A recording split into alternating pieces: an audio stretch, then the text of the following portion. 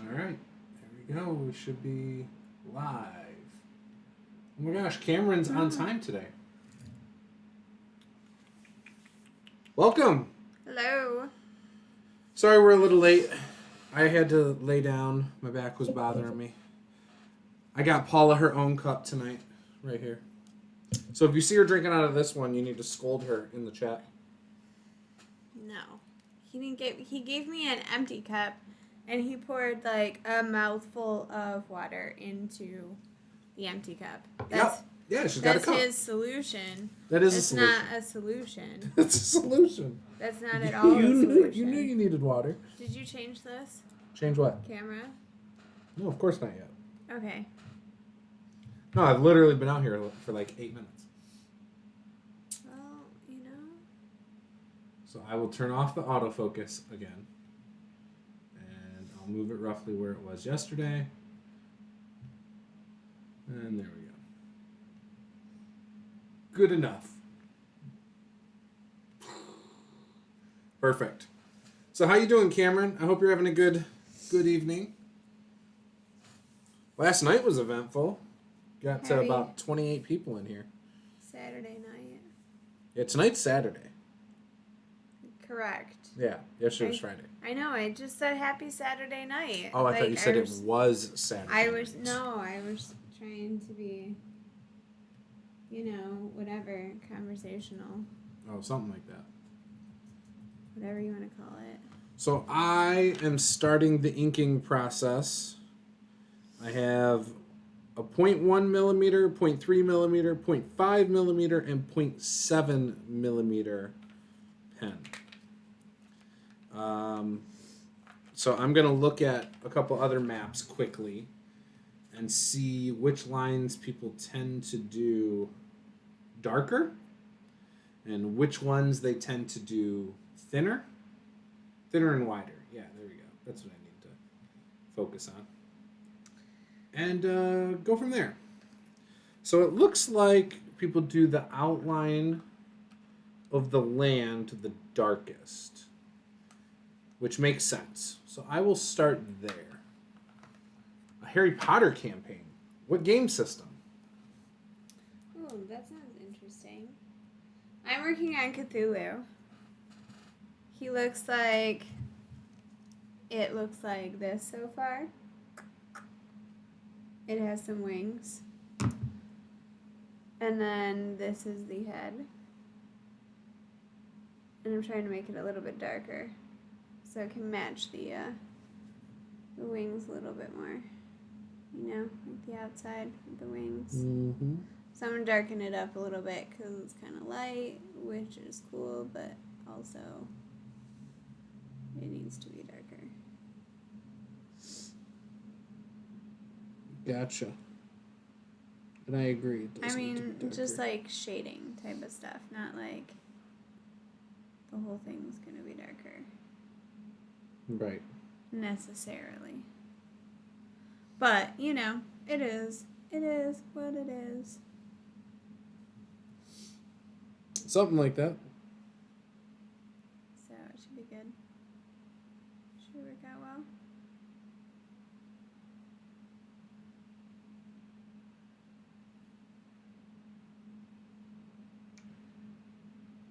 I feel like you just started and you're already super quiet over there. I'm in my zone already. I'm focused. I'm focused on what I'm doing here. Okay, great, but there's a Harry Potter tabletop RPG online. It's in its second edition. Oh, some people made it like it's made up, like a custom thing. I mean, obviously they don't have the IP permission. There's no way, right?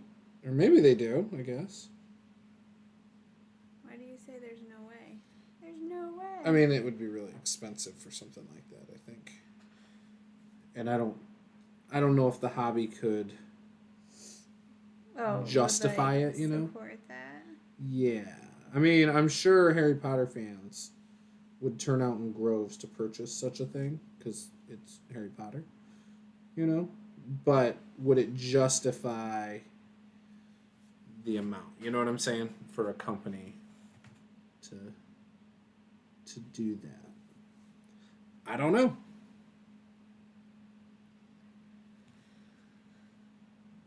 Oh, Cameron has a suggestion on somebody who makes really sweet maps. Check out Kaiuera on YouTube. He has some sweet maps. Let me write that down. I will check that out. It won't be tonight, obviously, but I will make sure I do. Already, so just barely starting with the inking, and I feel like it already looks really good. Look at that. Like, I don't know if you can tell in the video, but it's already over here starting to look a lot better. Like, it just pops. Well, it should clean it up a little bit. Yeah, it will. For sure. So then you're just gonna erase it Yes. afterwards? Yes. Huh, okay. It's the inking process. I mean, like, you keep saying that, but... You've never heard of inking and stuff? I mean, like, in this context... Professional artists do it all the time on their stuff, too, just like this. They do sketches, and then they fill in the lines they want darker with inking, and then they scan it, and then they removed the lighter lines. With ink? Yes. Like, with a pen, felt tip pens, different types of pens, they make the dark lines stand out, they scan it into the computer, and then they remove the lighter lines. They do erase it, too, typically. Okay, I mean, like, if you say so. But... But what? I didn't really realize that a lot of people do that. Yeah. I mean, like, I suppose it makes sense. I just didn't, like... I've watched a bunch of tutorials on, like, drawing and stuff. Especially lately, I've been watching more.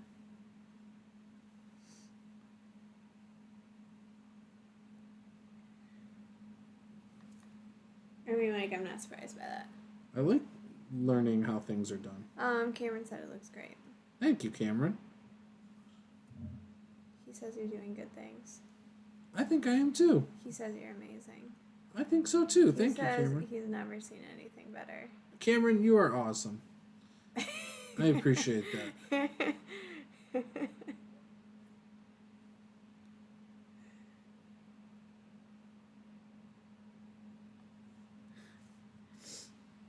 All heart, Cameron. I appreciate it. I know he didn't say it. It's all good. But Cameron, you're awesome for thinking it. He wanted to put that, but he didn't want to be, he didn't want to go overboard. Gotcha. He didn't know how much was too much. None of it's too much. So, if this is your first time here, people, smash that subscribe button, hit that like button, and watch the whole thing because you'll see me share my map. You'll see us get into some fun little conversations and stuff as the episode goes on. Right now, I'm just really in the zone. Might even pull up another generator for random names or something tonight. Oh my gosh. I feel like you have to have so many, you have to have so many names by this point. No. Like, I mean, just because you get some cool names. How much is too much? Well, this... you've gone too far. I have not gone too far. You've taken it... How big did I tell you my... far. How big did I tell you my world was yesterday? I mean, but, like... I need names for everything. Great. That's good and all. But, like... I have a bunch of cities on that other map that I still need to name. But, like, still... How much is too much, you guys? There's no such thing. There is such a thing as Why? too much. Too much of a good thing, right? No. It was very entertaining last night, too. As I dove into name generators. I might even try different websites. Find the best one. I mean, that is the best one. But I'll do, like, I get it. Don John tonight or something. Don Donjon? Yeah. Like dungeon, Oh. but it's called Donjon. Okay, I didn't I know you've seen that generator and you just don't realize it. Guarantee it. You guarantee it. Yes, it is a very popular one. It's got dungeon generators. It's got world generators, name generators, loot generators, encounter generators. I feel like in this camera, it looks like Cthulhu is bleeding everywhere. It kind of does. It's gonna be okay, you guys. Oh, wow. Cameron said a lot. Yeah, I can see the difference. It looks good. I think in the future there will be an official Harry Potter tabletop RPG. Dungeons and Dragons will eventually get popular enough for the hobby to support it. But do you think that Dungeons and Dragons will actually buy the IP? Because I think they would need to in order for it to, do as well as it needs to. Don't you think? In order to justify the cost I think of the so. IP? Yeah. Like, I can't imagine that being a cheap IP at all. All right, so that's I agree with you, but... Okay, so I've used the big one to do the... Also, Harry Potter fans are pretty diehard. Oh, I know they are. Question, should I do the lakes in the same thing? I think I'm going to do the lakes the same.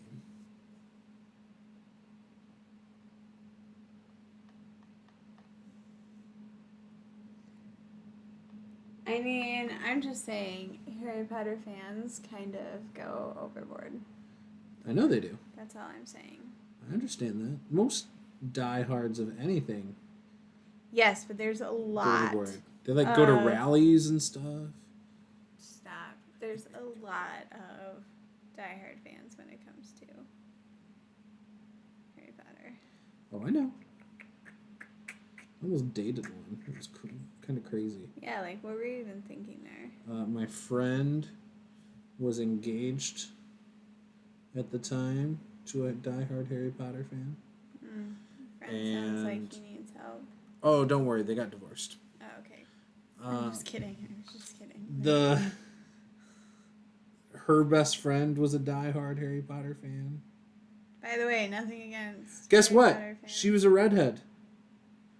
Well, sounds like another problem. Oh, it was. I didn't know she was a Harry Potter fan when I first met her.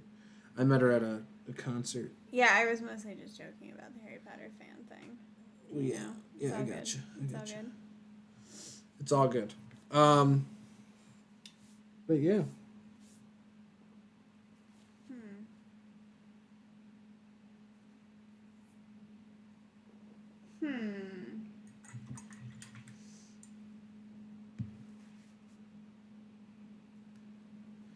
There.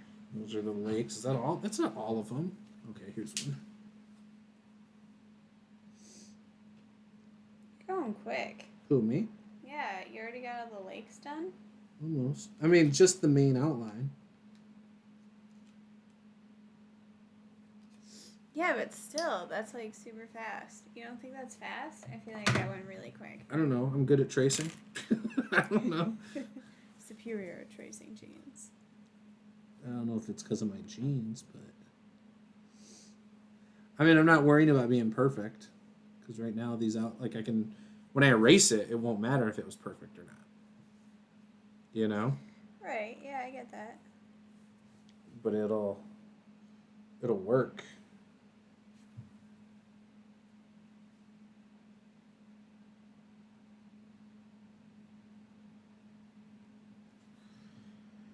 All right. So lake in here.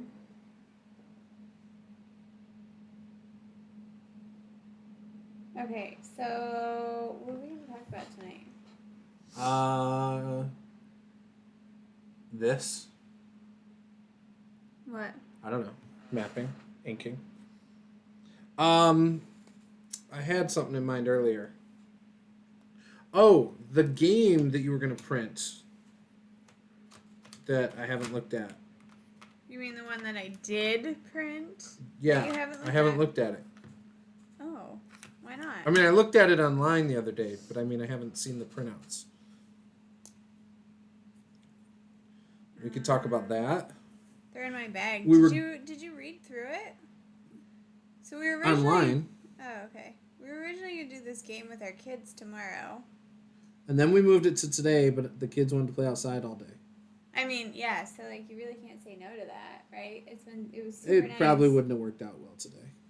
Yeah, it was I'm super nice tired today. So. Plus, it's like once it gets nice out, then it's like the neighborhood kids come out like in droves.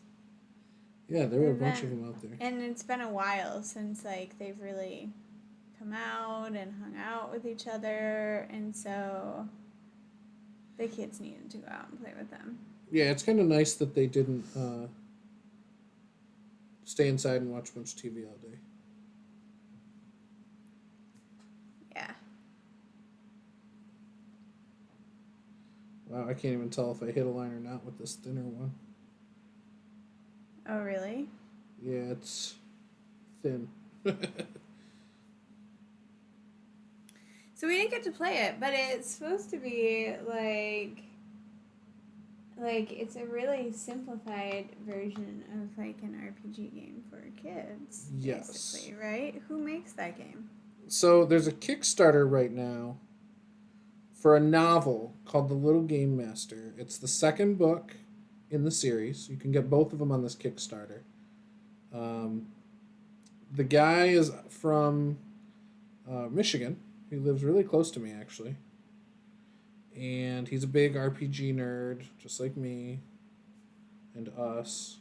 Anyways, he did a book a few years ago called The Little Game Master. And it was meant to be, like, for kids, right? Like 4, 5 to 8-year-olds. And maybe not to 8-year-olds, but I think he said that it was for up to that age, right? Okay. And it's just about, like, kids playing D&D and using it, like, to solve their problems and, you know, whatever. I don't know. I didn't read the first book. I don't own it. I looked at it at Grand Con last year. It looks really cool. And we got to talking about our kids and how, like, I had kind of played with my daughter before and how I wanted, you know, my whole family to play. And I had all these ideas, and he had some similar ideas.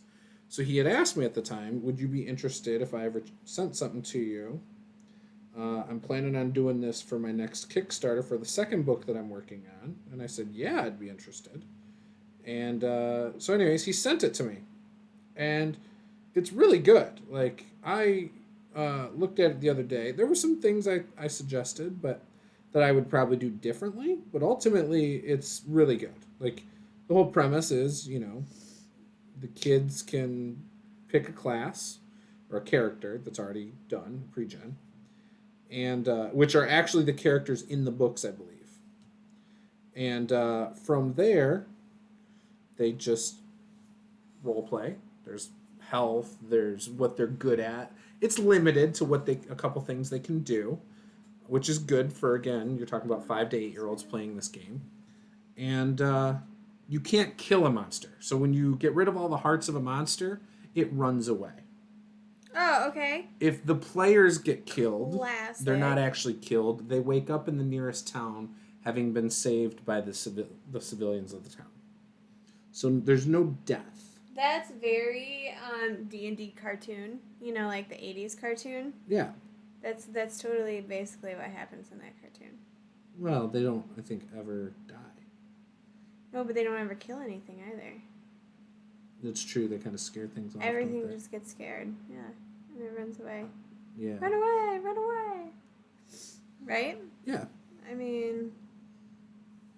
So that is the premise. You know, and it's cool. I mean, you got weapons. You got healing potions. Each character gets a scroll with, like, a hint to what's going on. It's really cool. It's the guy on Twitter. He's been doing half-face art for certain people. Like, you may have seen, like, Satine Phoenix and some other people with half cartoon faces, half normal faces. He was going around and doing that for a bunch of people in the community not long ago. His name is Randall Hopkirk, and I will post that into the chat real quick, just so you guys can go look him up if you're interested. I think I'm spelling it right. But yeah, he lives up in like the Rockford, Cedar Springs, Michigan area. So really cool guy. Really nice. And hopefully I get to play with him sometime. Yeah, so we were supposed to do that and play that. It looked pretty cool actually when I was kind of like skimming it. Did you print it in color?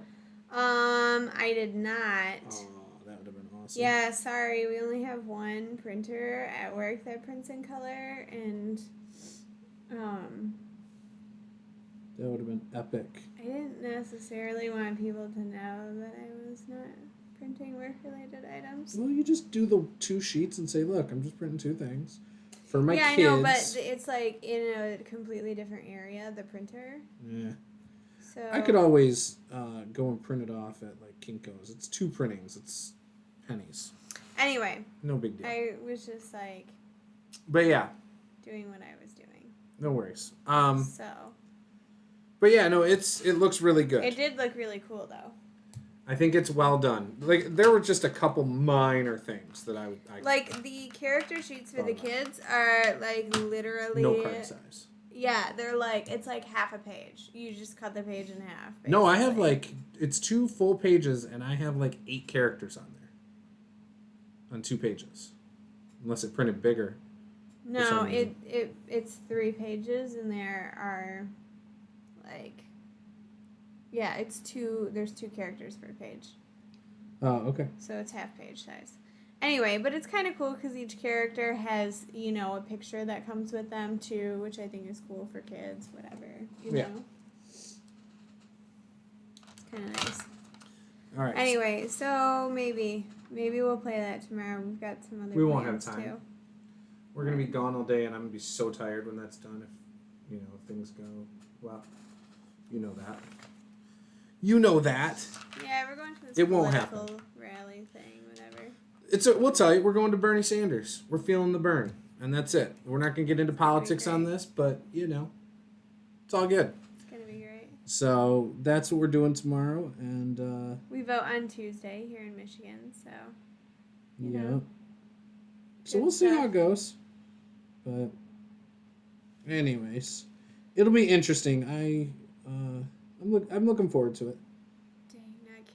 Dang, not killing the monsters. That's not how my sessions with my 7 and 8-year-old niece and nephew went. When I play with my daughter, I've let her kill things too. So I know what you mean.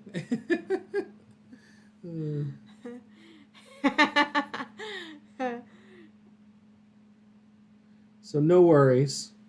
No judgment. I don't know who Kelf 1 is, but they say feel the burn. It's going to be great. They wanted the rats in the dungeon dead like nothing else. Yeah, for sure. I get that. Gosh. Yeah, I mean, I want to kill the rats. Like, come on. Yes, Hero Kids. There's also Dagger. There's No Thank You Evil. We own No Thank You Evil. We got it a couple years ago. My wife said she'd run it for me and our daughter. Just never happened. Life gets crazy sometimes. But I've wanted to do the No Thank You Evil with my daughter for a long time. Hero Kids, I think I downloaded the coloring book from Drive-Thru RPG for that. I thought that one would have been pretty cool too, but I've never seen the actual thing. I'm not a big fan of PDFs. So for me, if I can't buy a physical product, it kind of bothers me. I'd rather have the actual physical book. It's just a weird thing, I guess. I don't know. Alright, so that... He's literally taken multiple PDFs and he just prints them into a binder. I do. That he keeps because he's like, oh, this is so much better. It's far easier for me to read. I don't like reading on a screen all the time. I spend enough time in front of a computer. Y'all got any more of that shimmer? Oh, God, Tyler. Yes. No shimmer. It's going to start. Maybe I can work on the...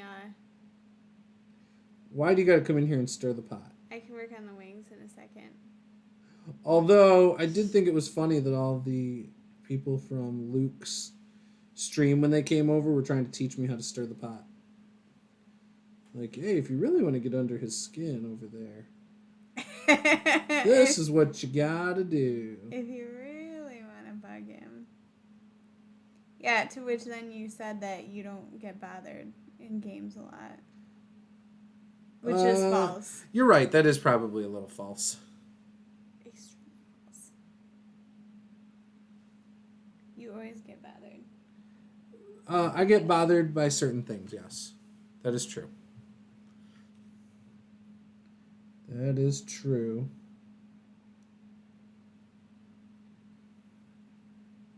I mean, it's all good. I guess everybody has their pet peeves in game. Yeah. I do have certain ones, like rules. I mean...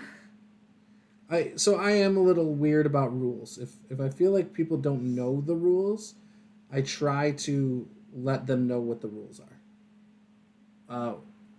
I don't care what they rule. I just care that they know what the rule is. So you say. I don't know. Like, okay, one of the pet peeves I do have is when people try to do acrobatics checks when they should be using athletics. Oh. Okay. Dex is already a really powerful stat for D&D. It's tied to your initiative. It's tied to attack rolls. It's tied to damage rolls. It's tied to, all sorts of things. It's the most used saving throw. Like, it's already, across the board, the most powerful attribute. Okay. So, when I see DMs saying, oh yeah, you can do acrobatics, and it's like, well, all they're doing is, like, climbing something, or jumping from one thing to another. Technically, jumping is an athletics thing. Acrobatics is for maintaining balance or doing an acrobatic maneuver, like a flip, like a cartwheel, like something, you know what I mean? Okay. Like that. So that's the difference. And so it always bothers me when I see, like, oh, you're climbing ropes? Yeah, you can give me an acrobatics check. And it's like, well, no, that's athletics, but okay. Like, so that is definitely a pet peeve of mine. Definitely. Okay. But I mean, I feel like there are some situations which you could argue that, I mean, like, sometimes... I understand in real life what sometimes acrobatics you can is. argue that it's like, well, it could be one, but it could be the other. I'm not talking about in the situations that you literally just described, but there are a lot of times where somebody says, hey, I want to do something, and it's like, well, man, I don't, it's sort of gray, right? I mean, or no, you don't agree? Well, it's a game. It's not. So the problem I think you're doing is you're kind of relating it to realistic. Like it's a simulation of reality. No, but I mean, it still should make sense. Yes. Right? Sure, but it's like, more... I'm not going to be like, give me an insight check. No, but it's supposed to be... It's not supposed to be a simulation of reality. It's supposed to be a simulation of how the game should play mechanically. If all I have to do is spin it in a way to use my acrobatic skill rather than athletics, because it's going to give me a mechanical advantage, there are people who are going to take advantage of that every time. See? Kelf agrees. All right, hang on. So I'm going to go up where I left off. Okay, Are the water effects from terrain painting and stuff applicable to miniatures for a slime effect? Or does it need a static flat surface to dry? I have no idea. It probably actually does need a flat surface to dry, unless you mixed it properly and let it sit for a minute and then poured it at the time at which it was solidifying. That's my thought there. Okay, so Kelf said, yes, thank you. Acrobatics is not athletics. Exactly. Then Tyler says, champion fighter OP. The answer is no. Nothing is really OP by itself in 5e, in my opinion. Kelf, you want to climb a tree? That's athletics. Swim upstream? That's athletics. Jump a gap? Athletics. Exactly. But here's the thing. I want to jump that gap, but I want to do it like those gymnastics people do when they like flip all sideways. Can I roll acrobatics? Like, it would be very easy to then say, well, yes, if you're trying to simulate reality. However, that's somebody gaming the system. So I'm proposing right this moment when people try to do that, I'll say yes at disadvantage. Boom. There we go. I don't know. We'll see. I want to jump from this tree and swing on a vine to another tree. Yep, athletics. I would totally do athletics for that. I would not call that acrobatics at all. Is the vine suspended or within reach? Cameron says there is not athletics in Pathfinder. The jump button is acrobatics in there. To make strength more powerful, I put athletics in there as an optional Hulk jump button because that's a strength-based jump. Kelp said, if it's out of reach, athletics to see if you can get to it. Then an acrobatics check to perform the feat. See, I would still say athletics, so I don't agree with that. Tyler says, need the perfect surface tension, I'm sure. However, if you did the swing, maybe you're landing on something that is a loose gravel, like on a cliff edge. Maybe that's where acrobatics comes into account. Because again, you're landing, but you're trying to maintain your balance and not overshoot it and end up in the thing. So that would be 2 checks. But I hate that. I don't. I think sometimes having a sequence of checks adds to the tension of what and the story of what's going on.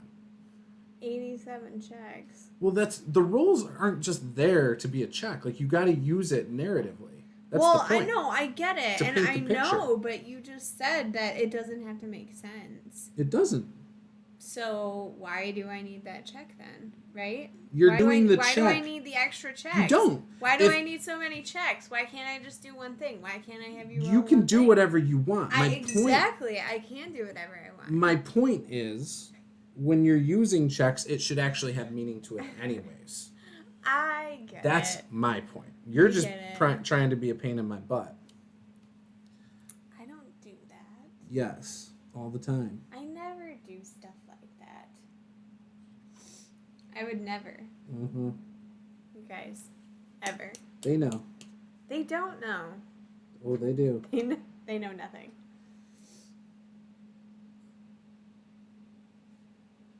They know everything. Shoot.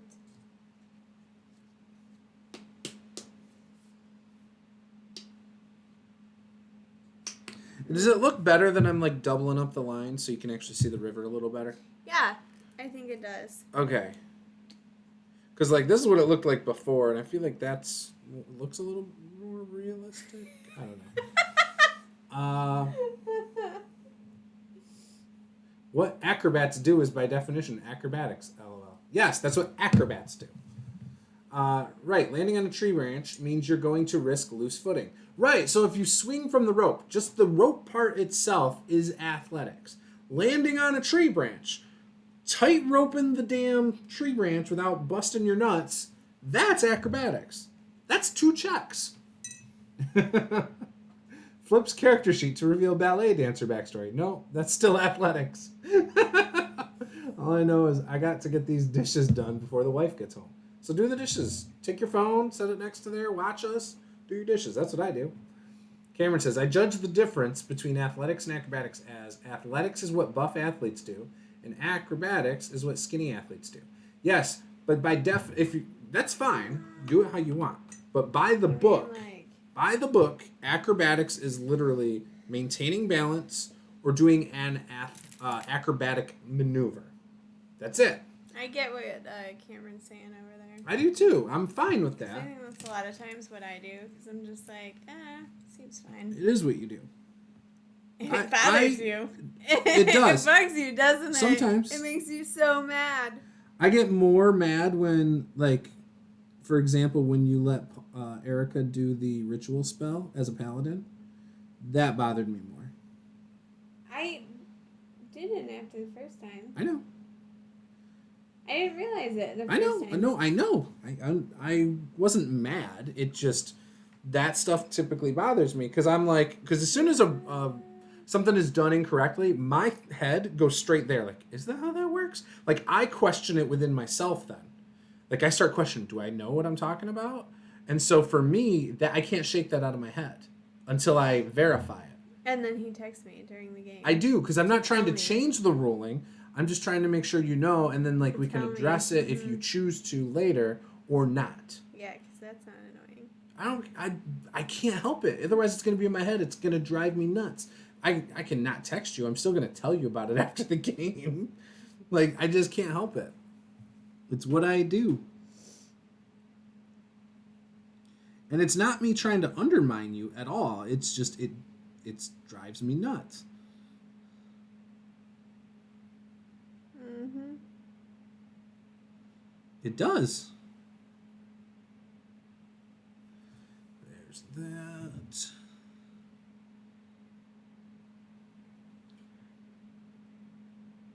But yeah, so I know I'm a little bit of a rules lawyer. The other thing that drives me nuts is when people aren't consistent with their rulings. That always gets on my nerves. Always has, probably always will. Would you call for athletics or acrobatics for a cliff climb? Athletics, 100%. Yeah, they don't have that feat. They didn't take that feat. But if they take the feat, then that's fine. There's a reason you have the ritual master feat. You know? Yeah, 100% athletics. I agree. Cameron, I personally think climbing should be a multi-check minigame.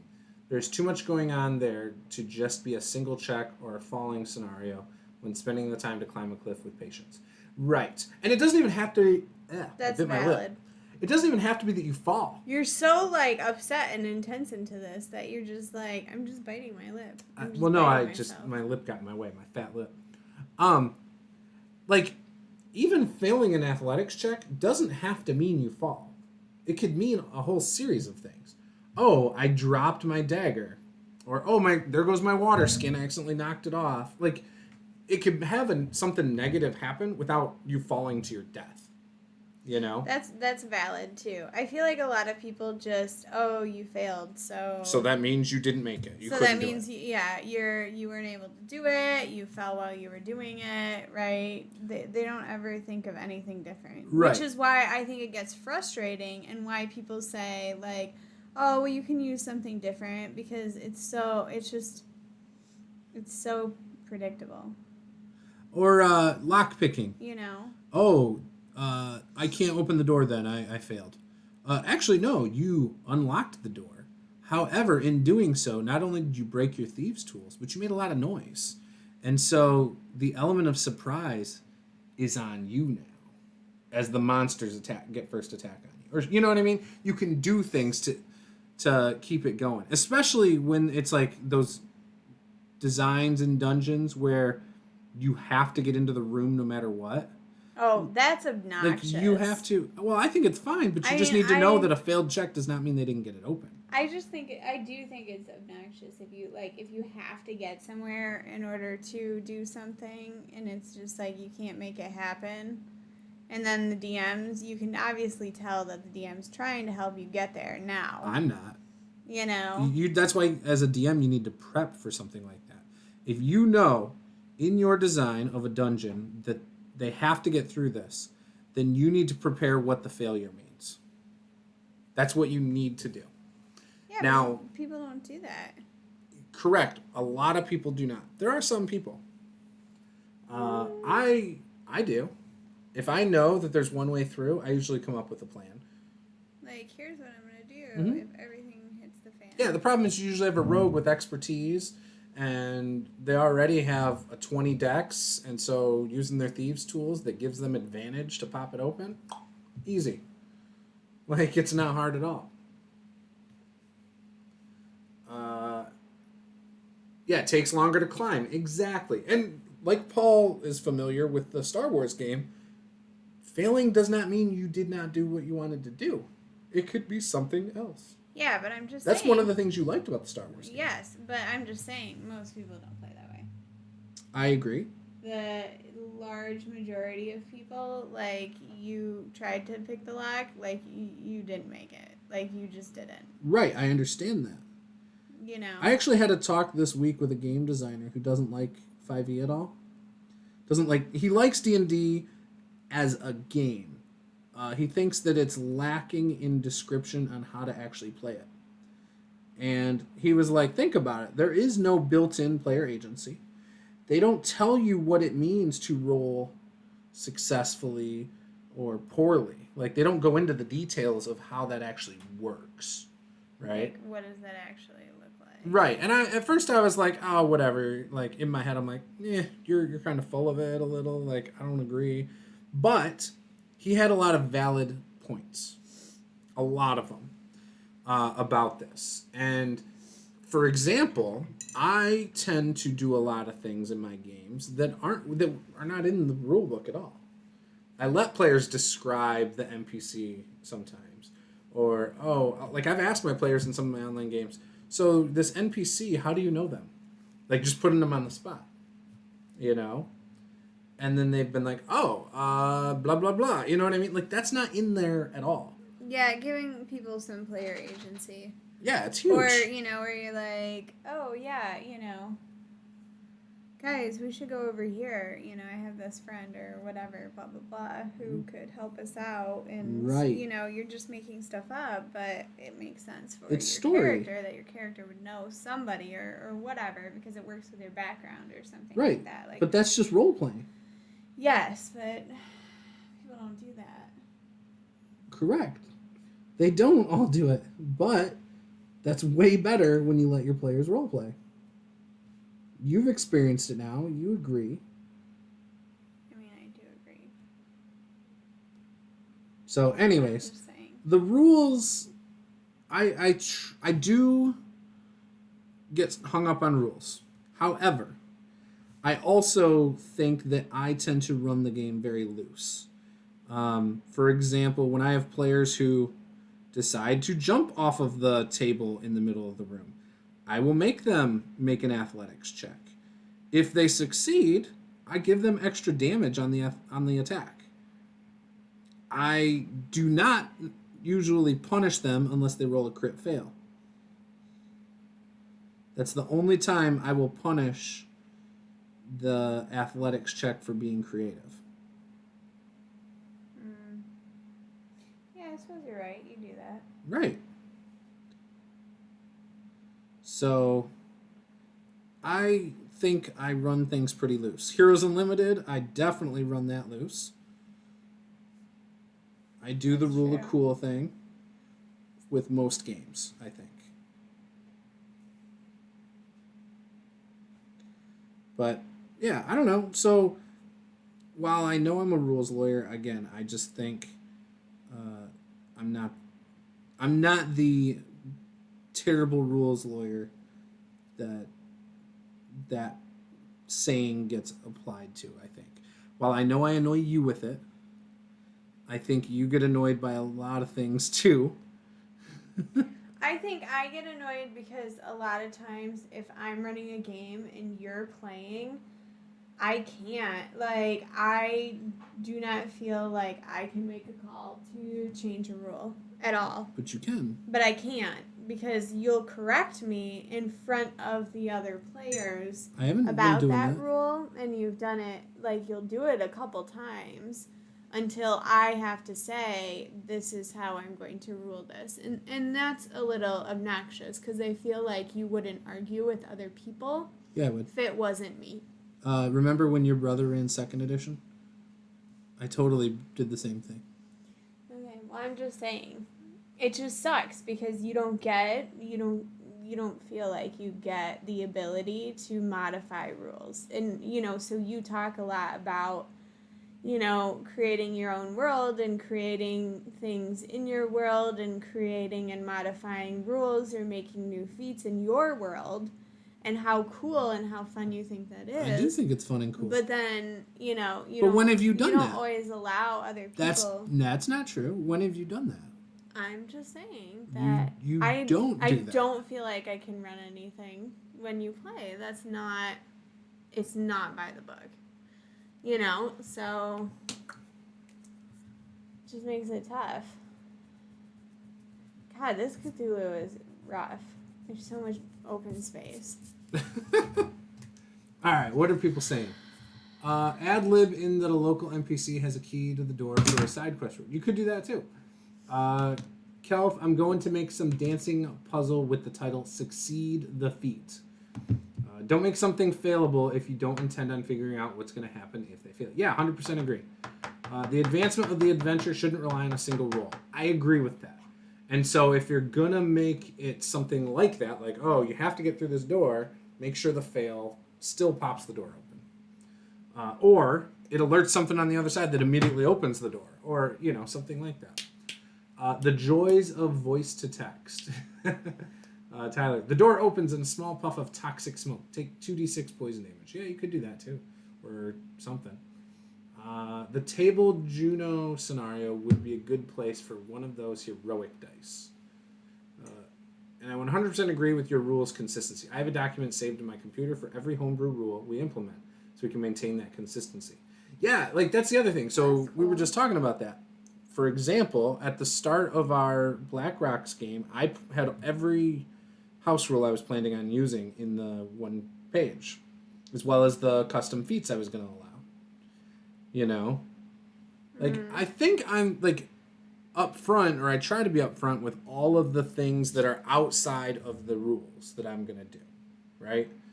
There's exceptions of things I forget or whatever, but I always try to at least let you guys know, hey, I know this isn't in the rules, like critical fails on skill checks and critical successes on skill checks. But I always let you guys know, hey, I know this isn't in the rule book, but this is something I want to do. You know what I mean? Does that make sense? I mean, yeah. So, but for example, you've never said that at all. You know what I mean? Which that's something you've done recently. Yes. I don't think I realized when we started. Always done that. I don't think I realized when we started 5th edition that critical fails and critical successes did not apply to skill checks, though. Oh. Okay. Because when I first got it, I was like, oh, this is easy. Started playing it, read some of the book. I don't think I've still read the full book in its entirety, cover to cover. But I've played it now, and I've skimmed it now enough that I think I know what the rules are.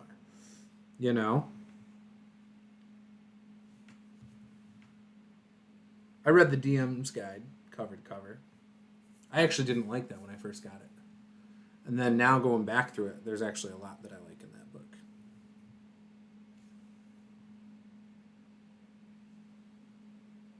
Well, I don't know why you didn't like it. What didn't you like about it? I just didn't think it was very helpful for new dungeon masters and stuff. So that's all. I didn't think it was necessary at all. The game's designed to not expect you to have any magic items at all, ever in the game. Correct. That's how it was originally balanced, which was stupid. I think it's because it's really hard to, balance in magic items. Okay, so it's difficult in the first place to... I agree. Keep anything balanced. So I feel like a lot of people, it's kind of like why, why I feel like a lot of people put way too much effort into it. What, balancing? Yes. Yes. If I want there to be kobolds, there's just going to be kobolds. If you're a higher level, I'm just going to change the monster that's in this situation or whatever and put something that sounds cooler. Yeah, I don't worry about balance. I am unconcerned about balance. Right, and it's better when you don't worry about it. Yes.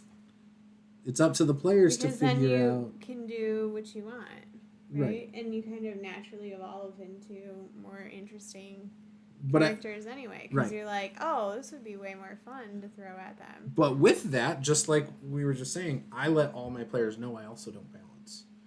Because there's a culture that thinks that, oh, I'm 3rd level. These monsters are perfect for 3rd level characters. Or I'm 7th level. They took the time to figure out that this is about the difficulty for me. You know what I mean?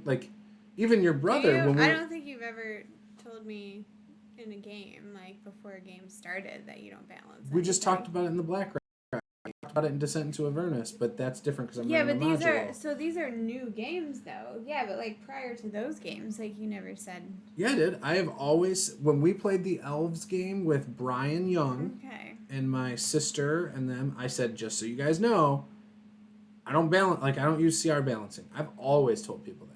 I'm very open about that. The only thing I might do sometimes is I might take into account characters' abilities and target them and things like that. Like if things have been too easy, I might go, oh, well, you're strong against undead, so I'm not going to use undead tonight. You know what I mean? Oh, Tyler said him and his wife are going to try mini painting for the first time. Yeah, I hope you were inspired by us. What, so you have paint coming via Amazon.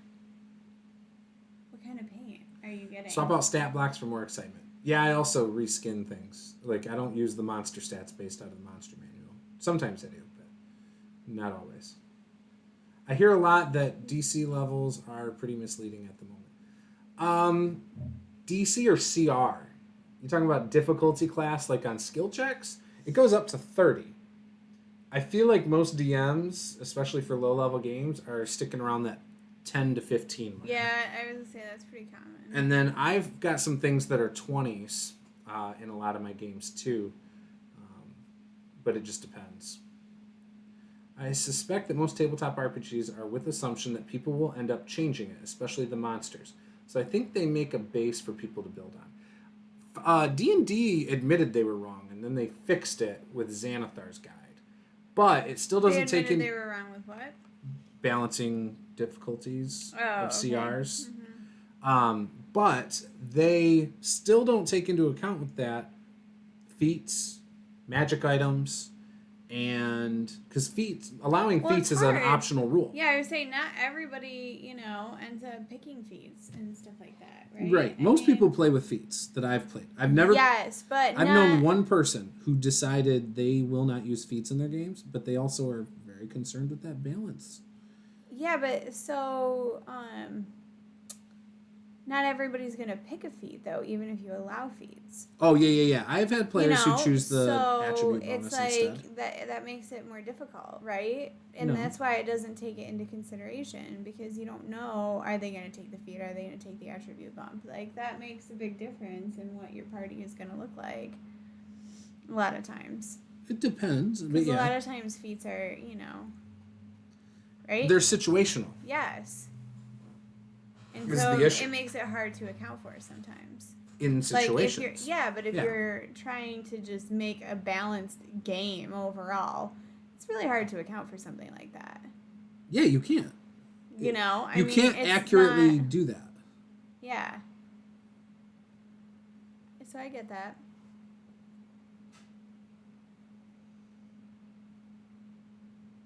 Because I've played with people who, as players, try to only take attribute bumps because they work more generally across the board, and they feel it makes them better characters.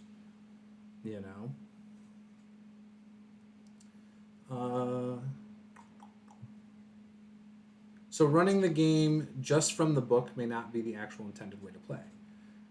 No, I agree with that. The crunchier the game, the more I think they intend you to play it as written.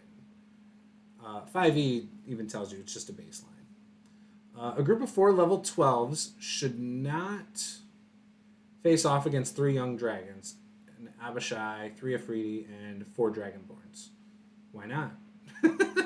Why would you have that combination of monsters? I feel like there's a very specific story right? behind that comment. Tyler says we've got the official end base colors and green skin set from somewhere else, focusing on LMOP enemies first. Lost Minds of Phandelver. That's what happened in my last session. 2 PCs died. Well, maybe they weren't creative enough. That's the other thing. So I always get bothered by this too. There's a lot of DMs out there I'll hear say, especially in our online communities, they'll say, your characters deserve to die if they do something stupid. The problem is what DM's perspective is on something stupid is different than the player's perspective. The DMs aren't in the same shoes. So they're not thinking from that same idea. Like, I've done things that I thought in-game were awesome or going to put me in a more advantageous spot. For example, when we were playing Tomb of Annihilation, those raptors that we had friended got stuck in the spider webs. So I shot the web to free them, right? In my mind, it was going to make them helpful to us, right? All of a sudden, the DM ruled, that was stupid, they're now attacking you. By the way, your 2 characters died in 1 round. Because he thought it was a stupid action. But I don't feel like he got where I was coming from and how my character was intending it. You know what I mean? And so I think you lose context sometimes. And I just don't like when DMs are like, I'm going to do this to you because you acted stupid. Hold on just a second. I'm going to drink my 1 sip of water. I'm going to drink my 1 sip of water.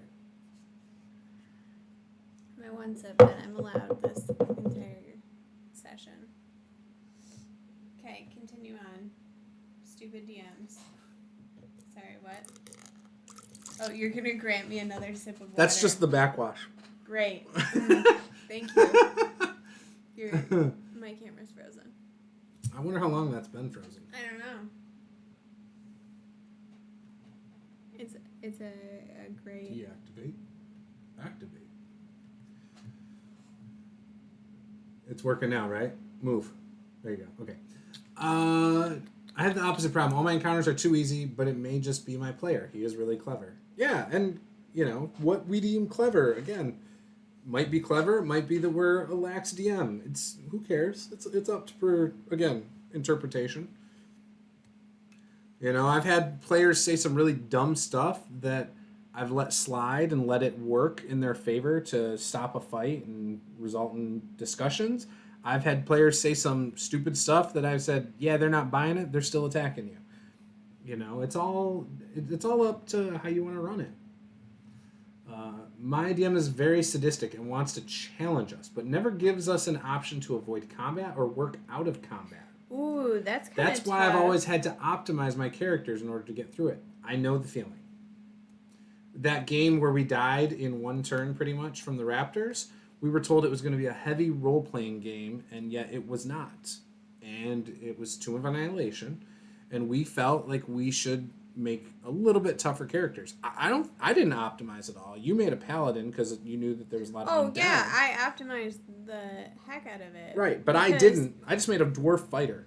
But and was told that I was optimized. My first character was very unoptimized.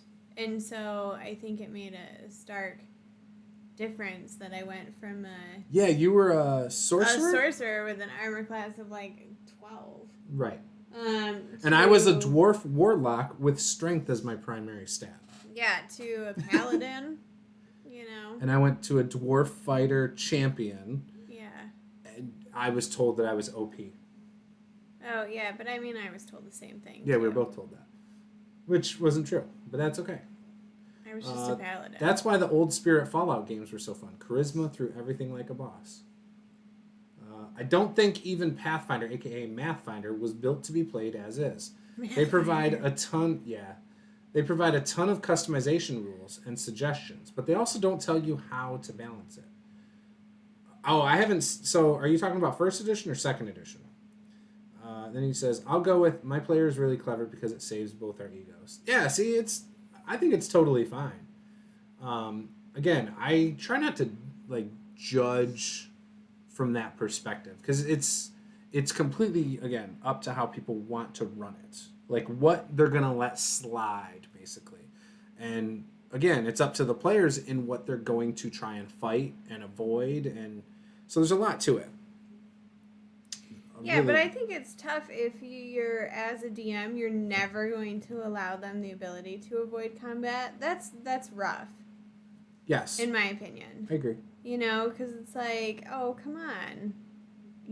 Not everybody wants to just run up and kill everything. That means that you have to make a character that wants to run up and kill everything. Right.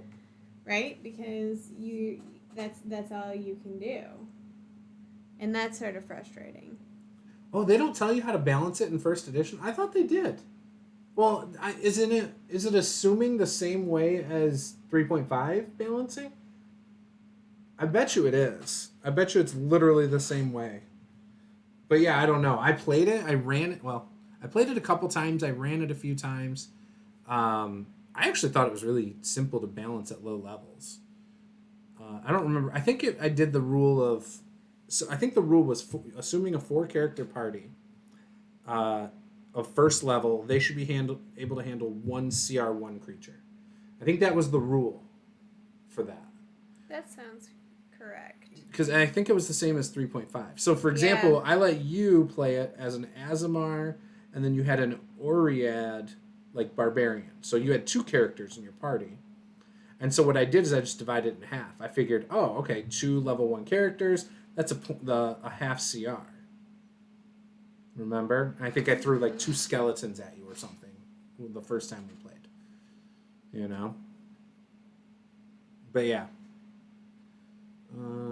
Now I'm playing an Aarakocra Ranger with the Sharpshooter feat. 600 feet, high flying, ranged attacks. See, that would drive me nuts as a DM. Absolutely nuts. Because now I could be a jerk and throw something at you guys that can fly, or also can shoot something 600 feet. But I feel like that's bullshit. Or you could just put them in Dungeons. Like, a dungeon. Right. Which, so I have a warlock. I rotate again, back and forth between the two. Yes, I'm starting to do that more. Because at the same time, you don't want to like make it so obvious that you want to put them in a position where you don't allow them to use their abilities. Because that's also frustrating as a player too. If you build a character that you can literally never use any of the abilities that they have. I agree. You know. Yeah, I agree. So. That would piss me off. I have a warlock in my Wednesday game that has a passive perception of 21. He also plays in the Blackrock game. I told him, like, his character drives me nuts. I can't stand that his passive perception is so high.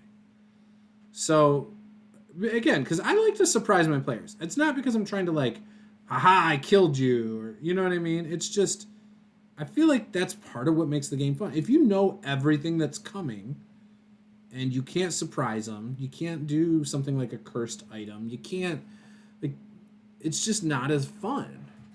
You know what I mean? As a DM. As a player, think about it. If I know every single challenge before it's there, also, for me, that's not going to be as fun either. Yeah, but it's not like he gets like a 20-minute head start to everything. I mean... You want to know the truth? He does. You know why? Because he's got a freaking bird that he can see through its eyes up to 100 feet. So it can be up in the sky, and he can see everything it sees with a vast perception of 21. That's like everything. Yeah, but... So don't make it useful all the time. How without robbing him of his ability? Again, we just talked about, like, okay, so is he going to fly the bird through the dungeon? No, but he's a passive perception of 21 means he can hear things. He can smell things. Yeah, but... He doesn't have to just see it. Yeah, but, I mean... Like, think about the stealth checks. Like, those have to be really high for regular monsters. Yeah, but does his character, like, literally spend every round, like, let me smell the air prior Passive to perception means yes. into this hallway? Passive perception of 21 means yes. That is like you sitting here and hearing the door back there open. You're not actively trying to hear the door. No, yeah, no, I know, but still... You're observant. Like, I don't know, give him harder monsters. Make it more difficult. I agree with that. I am doing that. But again, that's just one of those things that drives me nuts. The flying thing, I don't think it's OP, but I do think to combat that, a lot of times it's hard to not resort to cheap tactics as a DM. I feel like his head's looking pretty good. They have you calculate the average party level, and they can handle anything up to 4 CR higher than that. But I've experienced players wrecking +6 CR encounter. That's because of feats, man. Feats in Pathfinder are pretty brutal, especially if you stack them a certain way. Yep. Their monster creation rules make weaker monsters than are already in the book, too. So if I want a challenging encounter, I need numbers or heavily modified monsters. So I just customize everything now. So customizing monsters in Pathfinder, does it tell you like which abilities add to certain CRs and stuff? Because it comes down to abilities, I feel. Create background objects that create noise and or odors to cause disadvantage. Yeah, see, there's a good one, Tyler. That is fantastic. That's why previous DM hated my warlock. I had a cherub familiar that could turn invisible, and I would have him scout the dungeons before going through. So even though he was scouting, he still has to make stealth checks, right? So he would still be just as noisy, I would say. So even though he's invisible, he might not be seen. He could be heard by enemies in there, right? But yes, that would drive me nuts as a DM. That stuff totally drives me nuts. Because it makes you feel like somebody's just like gaming the. Yes. So I would just be like, okay, here's the map. What do you want to do? like it would get to a point where you'd get to a dungeon and I would just have the map handed over to you guys. Be like, all right, let's skip that part because it's going to slow things down. I had a Kinku Inquisitive Rogue that had an OP passive perception and investigation. Yeah, see, so again, it just removes all the, like, oh, there's a hidden door here, but you see it. Like, yeah, I mean, I feel like there's a certain level on the player's side, too, where it's like, you know, is that really going to be... fun for you? Yeah, It wouldn't really be for me. going to be fun for their, you know... Paul says he likes it. Everybody like that, in the though. group? Okay, so... Is he looking okay? Is his head looking okay? Are you asking me? I'm asking you. Oh, okay. I was like, I'm trying to look on the camera. Yeah, it's light, but it's fine. Is it getting better? Is it getting better, guys? I don't think they dislike it being light, though.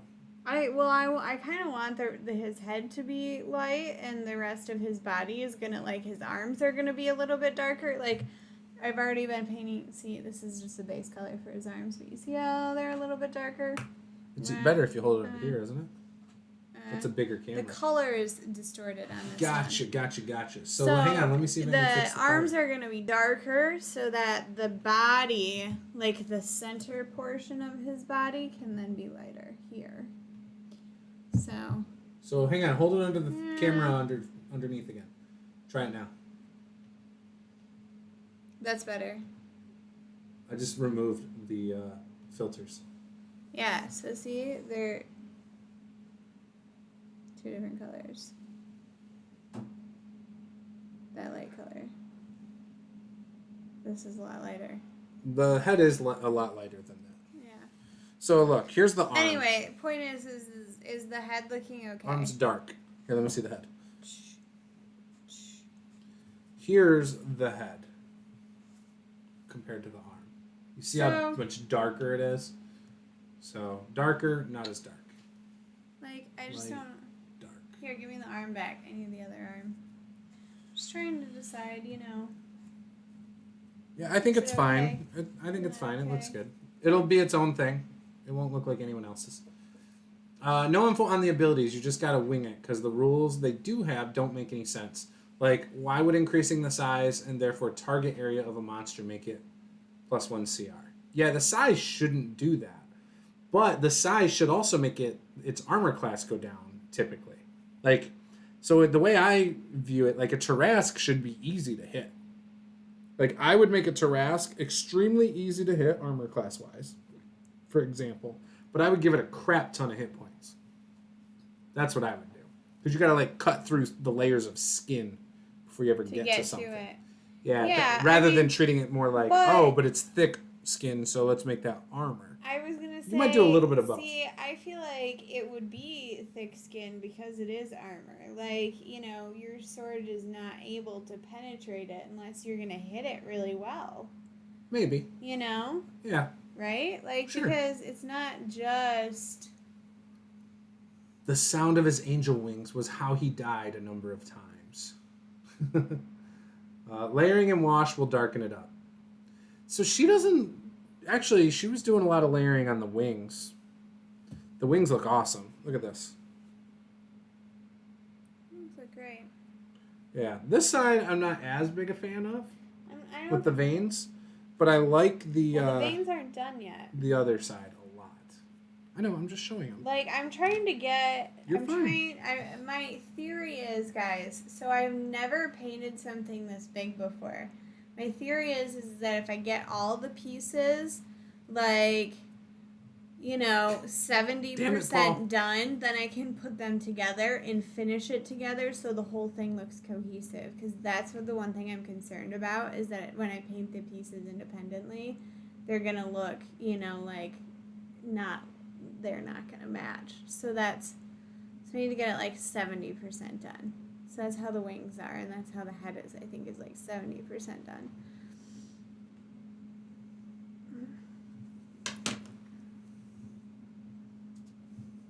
I mean, and Paul is accurate that with the addition of the shimmer as a final coat. I was really hoping you would not see that. It's nobody else is gonna look. I really was hoping you wouldn't see that. No. Victor. Yeah, and even Tyler says what is the trench coat overflowing with shimmer. Right. What is the great Star Trek versus Star Wars conflict? They're two completely different shows that are nothing alike. Victor, you went forward in time, not back in time. Just adjust your gear. AC is both armor and your ability to avoid combat. Correct. Accurate. So is hit points, though. Hit points is not actually like bleeding. It's stamina, it's endurance, as well as damage taken. If you actually go by what hit points are intended to be. That's why a paladin relies on armor and a rogue relies on dexterity.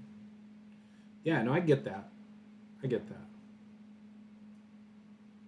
However, a Tarrasque is not avoiding squat.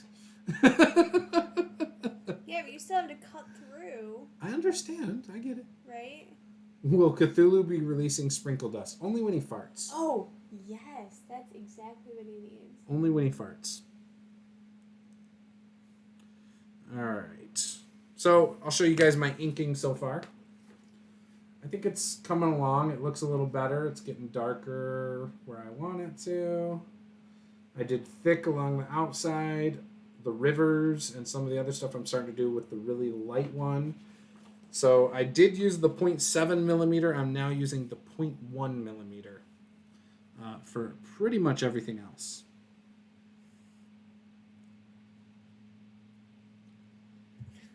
What? My brother just texted us. What did he say? Because it's daylight savings time tomorrow. Yeah, we're losing an hour. Right. Anyway, so he texted us to make sure that we adjust everything accordingly. You mean our cell phones? So that we show up on time, not realizing that literally every clock in our household is digital at this point. Like everything automatically adjusts. Like what? Say thanks. I'll make sure my cell phone understands that. Like I mean our stove, but that's not. We don't. Like, what am I gonna wake up and go check the stove though? Caleb will. The kids will. That's what they're gonna use in the morning. So you know what that means? For the first time ever, they're not getting up till 7. Hell yeah. We should just leave the stove like that.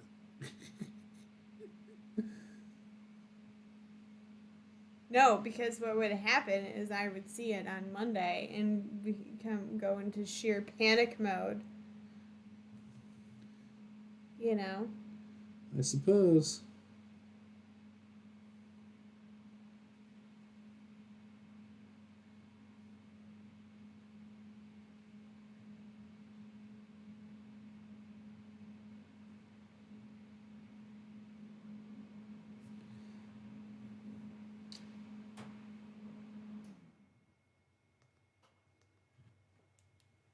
Okay, allow me to take another sip. The last daylight savings. What do you mean the last? I don't know. That's what Tyler said. Are they changing the rule? I wish. Daylight savings is stupid. Yep. I've always hated it. Especially during the winter when you're in Michigan, because it's like oh, great, now I go to work and it's dark and I come home and guess what? It's still dark. So, like, you accomplished nothing. No, in the morning it's not dark. But it still is. No, not in the wintertime. Yeah, but it still is. Not when you leave to work. Yeah. I was driving to work in the dark. Came home in the dark. Like, you were not helpful. You were not helpful at all. At all. Okay. Are you sure? I mean, I don't know. I could have defective eyes. You do. But, you know. You married me. You do. Oh, Tyler said that they changed the rules. Tyler, what state do you live in? Because daylight savings is a state thing. So, did your state change? Or did everything change? I have additional questions. Careful shaking the table. You're gonna shake the water from my cup of... It's not gonna shake the water from your... Actually, it almost spilled out already. It's not gonna do that. Well, it almost did. It's Unfortunately, that's the real situation we're in. Real life. I don't know how not to shake the table while racing. Do you need help? Do you need me to show you how to do it? No. Might just be late because we looked at the wrong clock. Tomorrow. We looked at the stove. Oh, I forgot to do that line. Oh, well. Only good thing is that I get to work 7 hours tonight. Oh, they're letting you leave early? So when we used to work in the bar, we didn't get to leave early. Oh, yeah. They screwed us. They still made us. Except when they turned the time back, you had to stay that extra hour. Yup. No matter what, you got screwed. Yeah. It was awful. Yep. That was true. I remember being like, oh, do we get to go home early? And they're like, no. That place was so crazy. Yup. That place was super crazy. This was like 10 years ago, you guys. That's where we met. But we're talking about it like we worked there 15 minutes ago. No. You might be thinking that. I mean, I just was trying to add a point of clarification. Mm-hmm. You know, trying to elaborate on our backstory. Yeah, something like that. I go to work when it's dark and come home in the dark. Or sun blinding me. Yeah, that's awful. Maybe you should move the other direction of your work so you don't drive into the sun. Well, wife just got home. Gonna head out for a bit. Have fun. Thanks, Kel. See you next time. Victor says, you showed the kids that this year... Show the kids that this year that skips back a day or sun... Wait, what? Oh, sorry, it jumped. Okay, Victor must have realized that made no sense because he retracted his message as I was trying to read it. Tyler said, that's fair. Paul says, yep, still out at 7:30. Yeah, exactly. Sun is still out at 7:30 when you're driving to work. According to Paul. I didn't say it. Paul said it. Lies. I don't ever see the sun. On days when it's... Oh, well, I believe that. But on days that it's overcast, you're right, I think.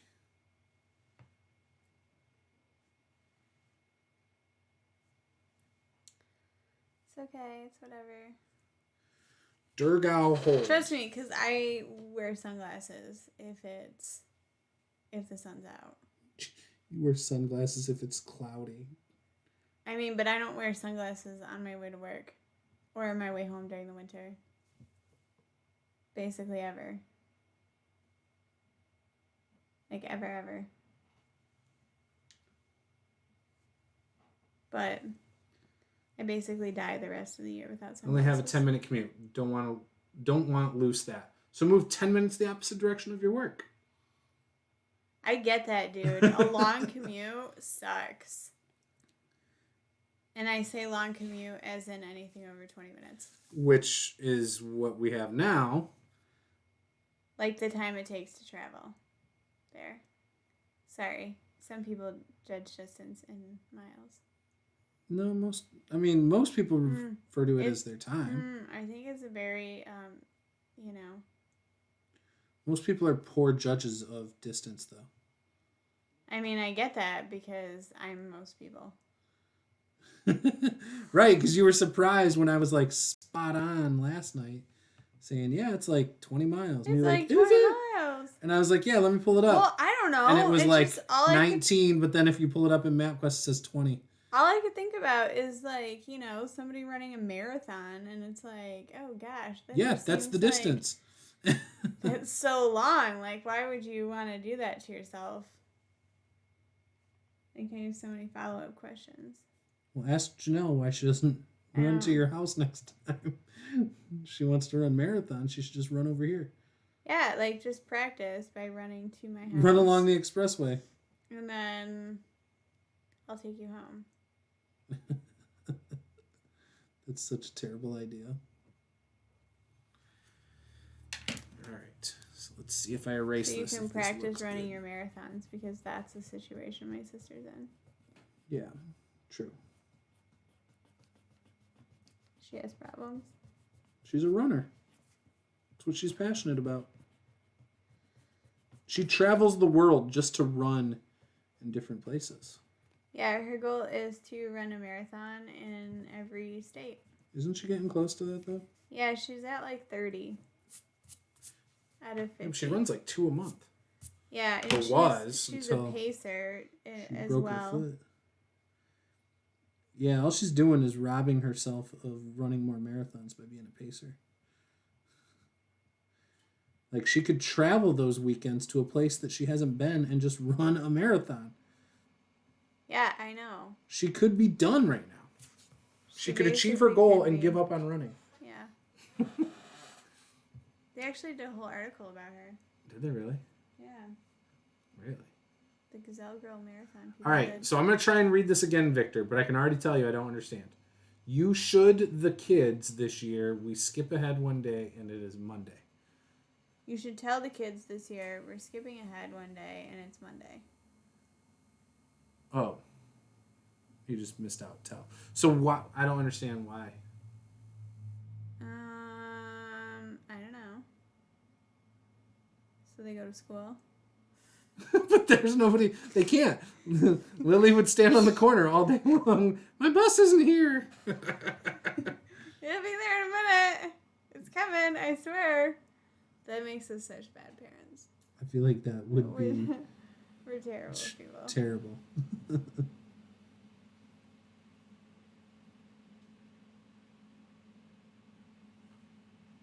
It's fine.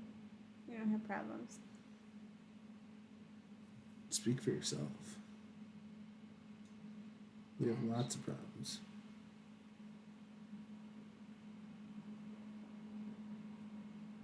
Like, that song, The Kids Are Coming, came on like 4 times tonight.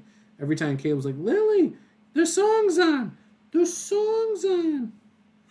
The Kids Are Coming is on. I shared that with a couple of friends. They loved it. I'm sure they did. I'm sure that they did. Oh gosh, it's taking so long to just do this base coat.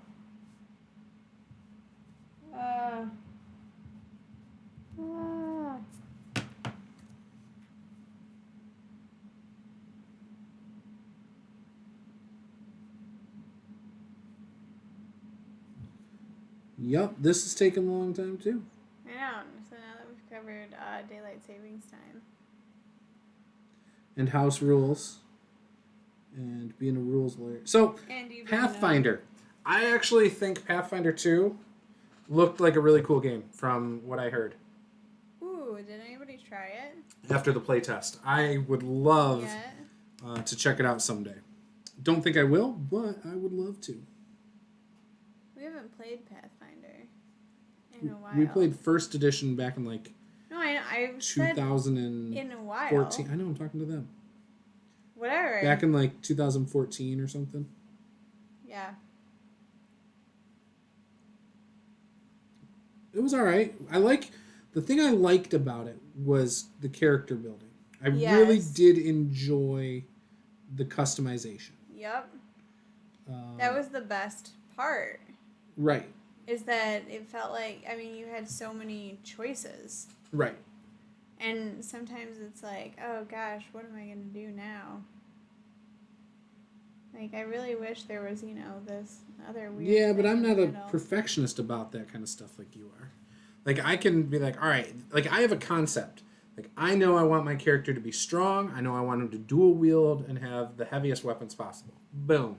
Easy. Oh, yeah, but that's such a generic concept. Sure, but that's a lot of feats that you can pick based on that. That's abilities. That tells you, like, everything you need, pretty much, for that style of character. Like, I don't feel like I would struggle at any level to figure out what I was going to pick next. Well, yeah, I mean, what?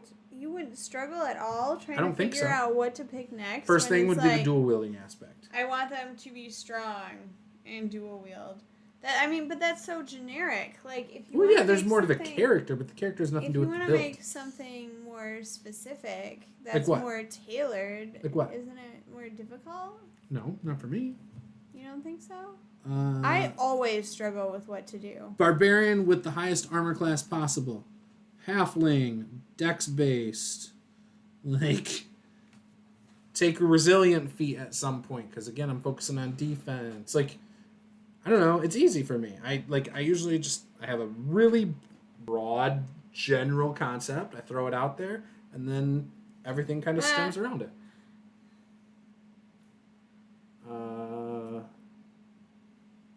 Children of the Corn, yes. It's all good. Sorry the cat and dogs are being a pest. I just kicked them out of the den. Oh, no problem. Cameron, my mom never let us watch that movie as kids because she didn't want us to be scared of cornfields.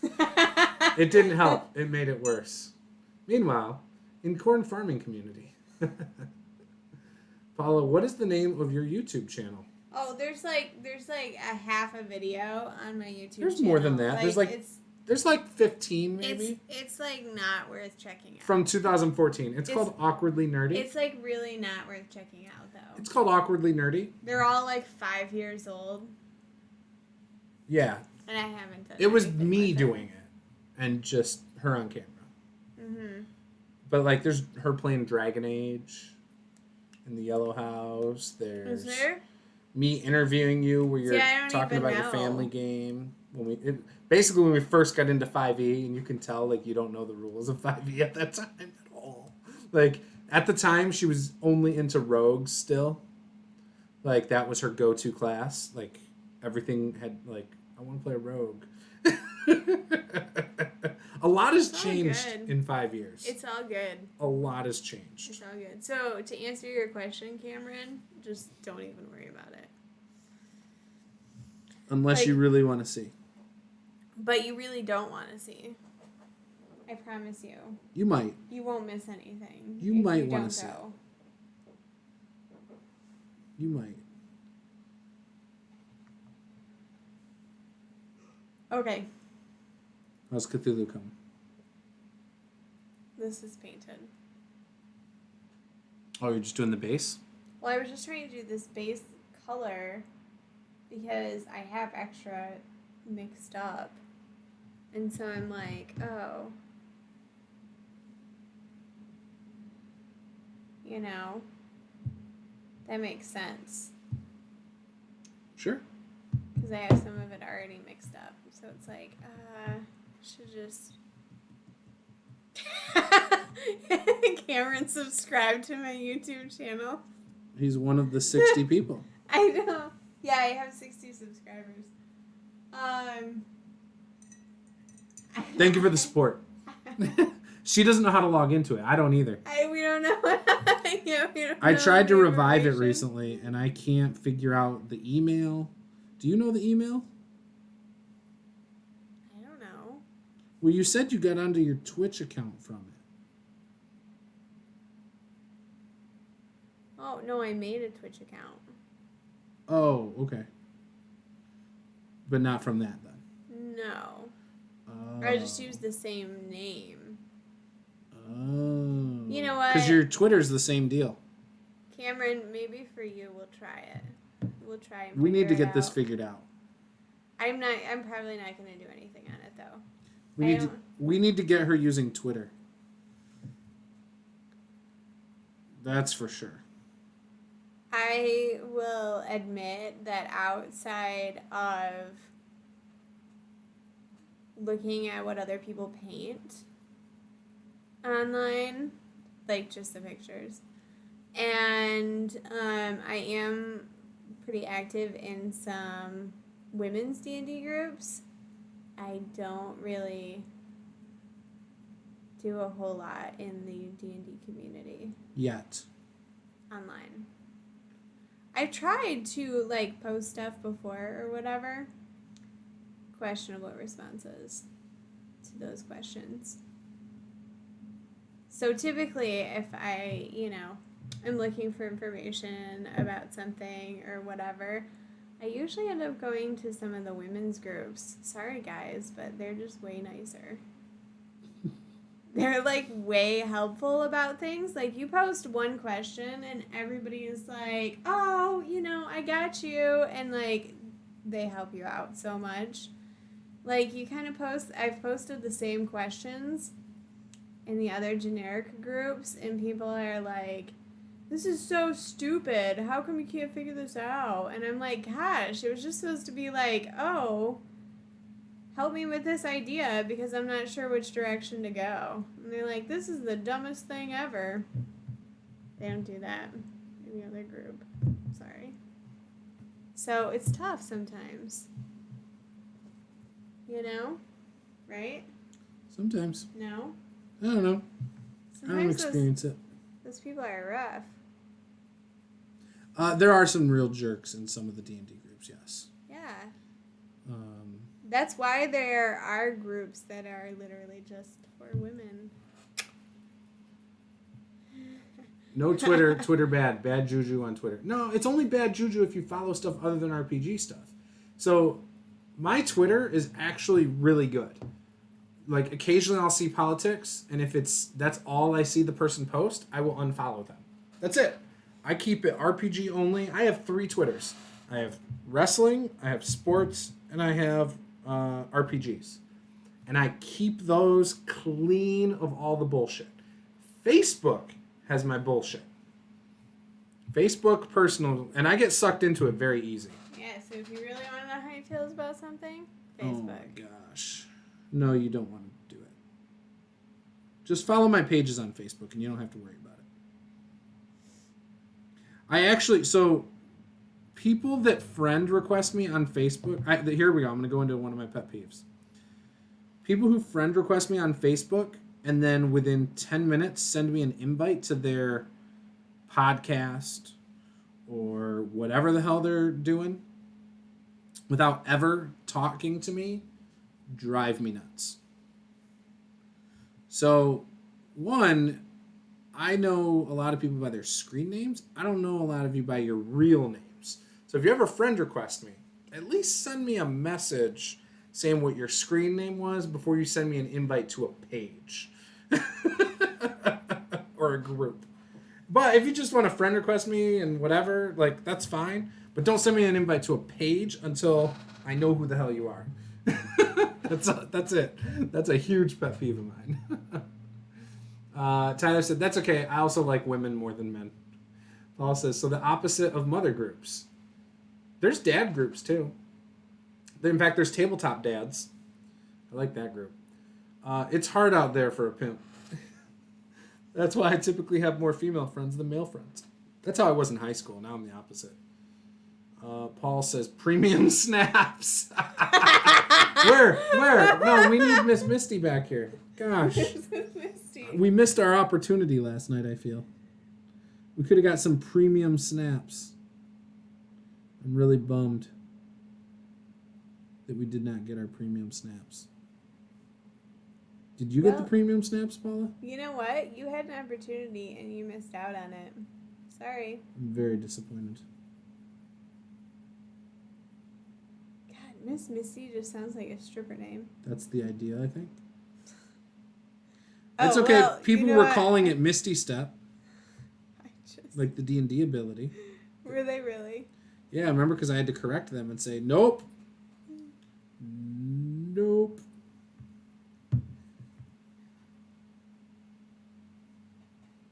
Well, it's okay. I'm sure Miss Misty recovered. You think so? She was just trying to make $1, just to make a couple guys holla.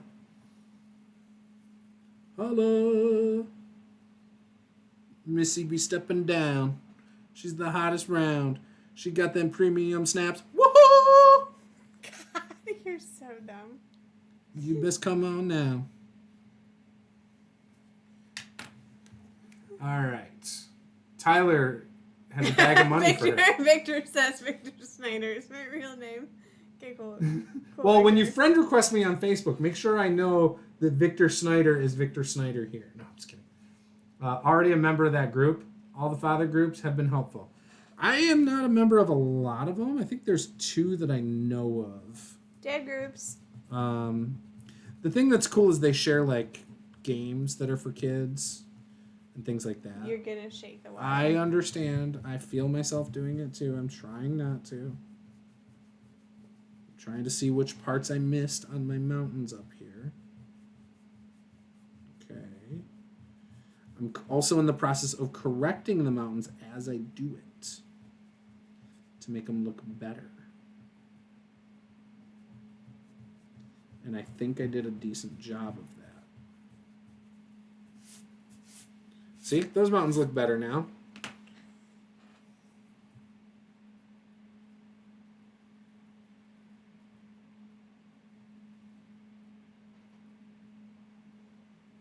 Don't you think? I don't know. I can't see. Up there? Oh yeah. I have to those are add good. shading still, but I think they look more like what they should look like. I'll show you guys in a second too. Don't worry, I won't leave you in the dark. So I'm working on fixing the mountains up in the top here. I think they look better. I need to still add shading, but I'm happy. So I think the map's coming along with the inking. It's looking good. It's looking pretty good.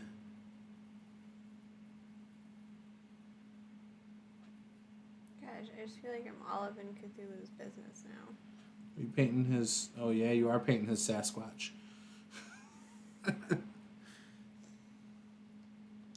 Ooh, I gotta be careful with this fine tip. You jacked it up. It bends very easily. If I go too sideways with it, I gotta do it more vertical. That's correct.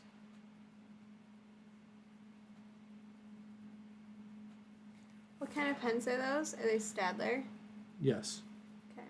Stadler. Stadler. Stadler's pretty good. You got it for me. You don't remember that? No, that's what I thought, but I don't know. I didn't remember the brand. But Stadler's pretty good. You know. Yeah.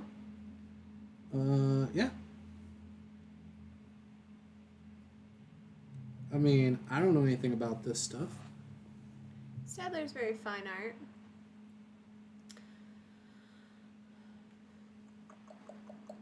Putting in the names of my town. Victor likes your map. Thank you, Victor. He says you're doing a great job. The best job. Are you doing this again? We're not doing this again. You're the best at maps. We're not doing this again. Cameron says YouTube is the only social media platform that's been helpful to my questions about D&D because I haven't used anything else for it. LOL, I stopped using Facebook after I left the rave scene. So if you have questions about D&D or gaming in general, if you're not, you join my Discord. The other thing, I would love if you posed your questions to me. I will do videos or whatever if you're interested and try to help you out. I'm always looking for ideas to do videos, and so if something is a question it might be a question others have, and it'll give me an idea for some content. So, yeah, just let me know, and I will happily try and do a video on it. Might even do it like on the spot from my cell phone if I'm really excited about the question. Which won't be the best video, but it still might be helpful for you. He's literally willing to explain any rule ever. No, not necessarily rules. I'm just saying. But yes, I can. So I think the thing about the rules. You're so rules lawyer. I'm going back to the rules. It's fine. Okay. All right. I'm ready for it. They're like obviously they're done a certain way because of intention, right? They intend to work a certain way based on the framework of the game. Right? Okay. It's supposed to be consistent with other things, and stuff like that. So if spells are ruled one way, for example, and it's wrong, it might actually affect how a ruling of a different spell works. And that other spell might be much more powerful if ruled the same way. Which could be not game-breaking, because I don't think there's anything that's actually game-breaking in 5e. But it can be very lopsided in favor or against players. You know what I mean? Do you understand what I'm saying? Mm-hmm. So that's all. I don't know. Okay. Like spiritual weapon or spirit guardians or, things like that where when they cast the spell, do they get to attack when they cast the spell, for example? The answer is no with spirit guardians, right? You have to wait till the start of the creature's turn. Yeah, but that's what it says. Right. But so of course you do. You say that, but a lot of people, I even saw it in an online game last week when I was watching Descent into Avernus, a lot of players think it should do damage the first time when they first do it. They're like, oh, I just cast a spell, it should do the damage right now. Most players gloss over their spells in the first place. They're like, they get a general idea of how it works, and they're like, here you go, boom. You have to read the spell. Right. And there's a lot of people who let it attack on the first round. I always used to knowing the rule, but as time has gone on, I've decided, no, I'm not going to allow that to work that way. I've changed. But I mean, at the same time, there are a handful of spells that it's like, oh, shoot, that's not how I interpreted the spell. That happens to me sometimes. Right. Ooh, I got a town up here. This is Rustdale. Using the name. Ooh. It's near the Iron Forest. That sounds great. Isn't that fitting? I think I'm going to get off here in a second. You're welcome to continue, though. No, I'll get off too. But I want to eat some food. Cameron says that he'll be more active on your Discord with queries. I'm not really giving advice, but when I'm in Discord or talking about BS, but I'm not that active. Sasquatch. Squatchwitch. Gotcha. Sasquatch. Can we just make it Sasquatch? I mean, I can change his name on him on Discord. But no, I won't do that. Later, Paul. Have fun at work. Yeah, I love helping people. Like, it's actually really enjoyable. I think it's one of the big reasons I love YouTube is I feel like I'm actually helping people. So. Little does he know. I mean, I think I annoy a lot of people too. I've got a comment on my Facebook page. Someone wrote a review, and I got real excited when I saw that there was a review. And then I read it, and it said, don't make any more clickbait videos.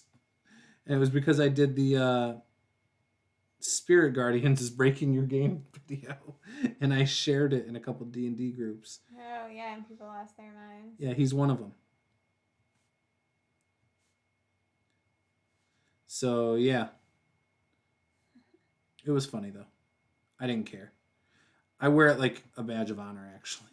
That someone gave me a 1 out of 5-star review on Facebook. They were that upset that they took the time out of their day to go over to my Facebook page and write a review. Like, how awesome is that? In fact, you know what? I should put it in my channel trailer. I feel like you have to be pretty upset about something to go write a review. Like, to go out... On a for me to YouTube go channel. out of my On way Facebook. to prepackaged brownies for dinner. Tyler wants to know. He wishes. I did there not were do that. I did prepackaged Oreos last night brownies. instead. She said she wanted Oreos, so I bought Oreos, and it was a good choice. I was pretty excited about those Oreos.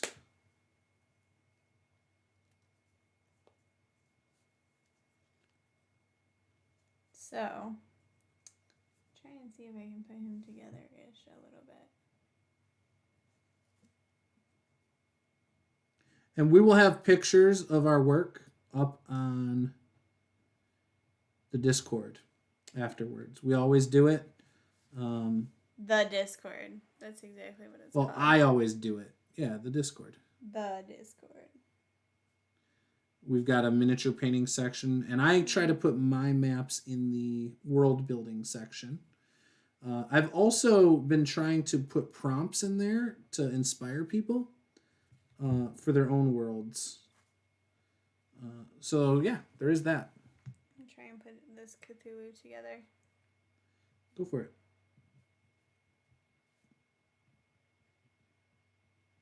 I feel like the head is turned weird.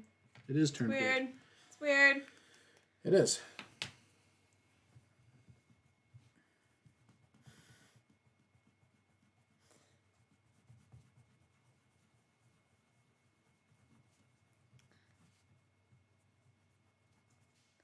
Okay. Gosh, this is taking so long. You just, it's funny, I told you it was going to take a long time to the other paint day. him. You're like, this is going to be quick, I think. This is what he looks like. He looks kind of cool. He's looking okay. I think he's looking cool. Do you He's like him? gonna, yeah, he's gonna look great. He's just, you know. Oh, are you worried that you didn't get the full base down? You're gonna be able to not match it correctly again? What? The bluish on the back? No, that's fine. No, that I did. I got this whole strip. This Oh, is that's all you the wanted to same. get. Yeah. Okay. Yeah, the rest of this is gonna transition to a lighter color, probably. Gotcha. So then I can handle that. So that's pretty okay. That's not bad. There are a couple spots that it's like, oh, I might want it darker, but I can probably manage that. Okay. Fine. So this is what Cthulhu looks like. All right. Here's my map. This is what my map's starting to look like. So almost everything up top there is done. Like from here to here-ish. I think I got to do these hills still, but yeah, it's coming along. I think my map's starting to look a lot better. I like it. Do those couple hills.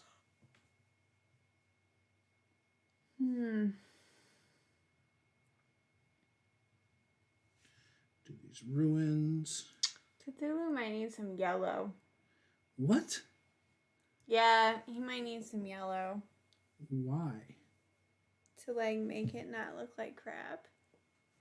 Yellow might look like crap, though. You don't think? No, I think like yellow. Like yellow, like I say yellow, but I mean I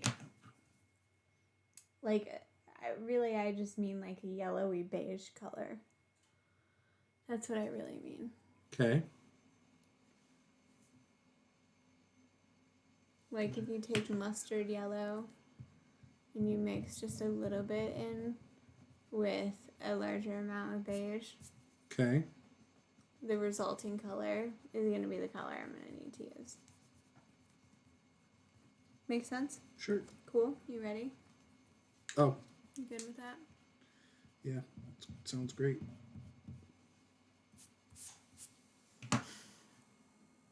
What? Nothing. I was just looking at your zombie person. The zombie person? Yeah, your zombie person. That's yours. That's all What a you brat. right Does there. he not know how YouTube growth works? Could have been anyone. prepackaged brownies. Cthulhu's looking great. Cthulhu looks good. Everyone likes your Cthulhu. Cthulhu, I think Cthulhu. 'Cause do we know if Cthulhu is male or female? Cthulhu, they.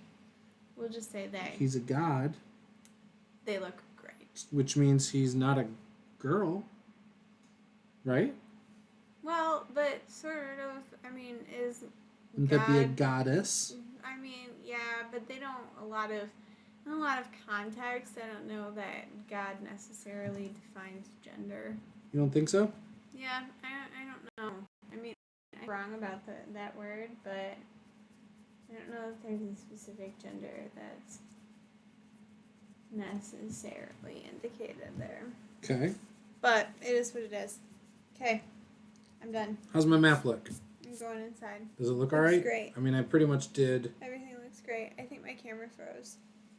It did in an awesome way. It's okay. We'll just turn that one off. Perfect. All right, guys. We're going to wrap up. Thanks for watching. I know we didn't get into as many crazy discussions tonight. But hopefully you still enjoyed it. You liked seeing the progress of Cthulhu, the maps. I'm planning on doing this tomorrow because I really, really, really want to get this done and scanned and mess with it in Photoshop. So, yeah. But got a lot of work to do still. I've made a lot of progress on this. However, I don't think I'm halfway done yet. I think there's still a lot to do on mine. This might be a 2 or 3 night deal. Like tomorrow, another night, and then possibly another night. Yeah. Cameron says Cthulhu is a dude. Victor says Cthulhu does not even need a gender. I agree with Victor. I mean, he doesn't have any male parts, so maybe he is a she. I mean, it's like an octopus monster with wings. Yeah. Like, But it's not a monster, it's a god. Oh, don't worry. You're going to see him in my campaign. I've already, like, it's all formulating in my head how this I mean, works. if I'm spending time painting him, I better. Oh, no, you won't see him, though. I'm kidding. But we'll see. All right, guys. Have a good night, and game on.